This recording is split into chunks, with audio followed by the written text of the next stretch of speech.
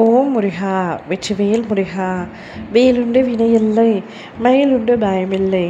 என் அன்பு தங்கமே, நீ சற்று என் மீது கோபமாக இருக்கிறாய் என்று எனக்கு நன்றாக தெரியும்.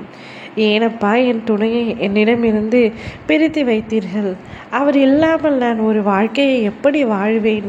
அவர் இல்லாமல் என்னால் இருக்கவே முடியாது என்று பலமுறை நான் உங்களிடத்தில் கூறியும் இப்படி அவரை விட்டு என்னை பிரித்து விட்டீர்களே, இனி நான் என்ன செய்வேன்? எதற்காக அவர் என்னை பிரிந்து சென்றார்?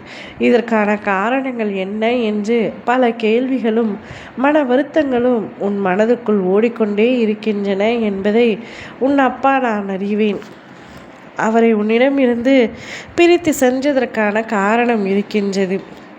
நீதான் அவர் மீது உயிராய் இருக்கின்றாய் தவிர அவர் உனக்கு உண்மையாகவும் இல்லை, உன் மீது உயிராகவும் இல்லை.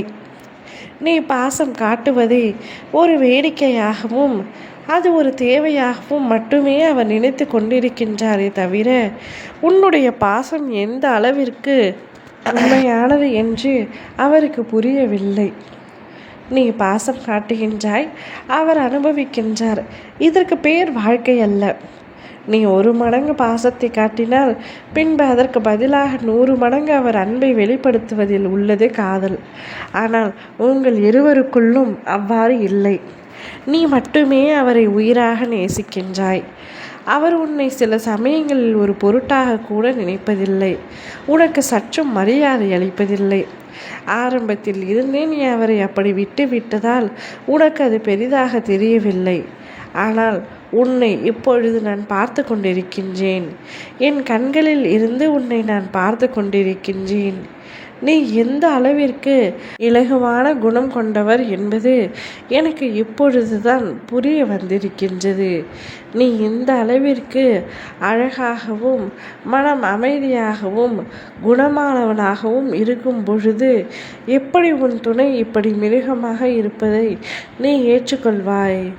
எப்படியாக இருந்தாலும் அவை உனக்கு கடினம்தான் தங்கமே. நீ உன் குடும்பத்தோடு இரு.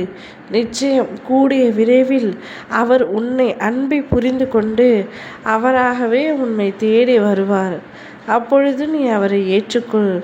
இல்லை, என்னால் அவரை விட்டு இருக்க முடியாது, நான் இப்பொழுதே அவருடன் சேர்ந்து வாழ வேண்டும் என்று நினைத்தால் நீ தாராளமாக வாழ்க்கையை நடத்து.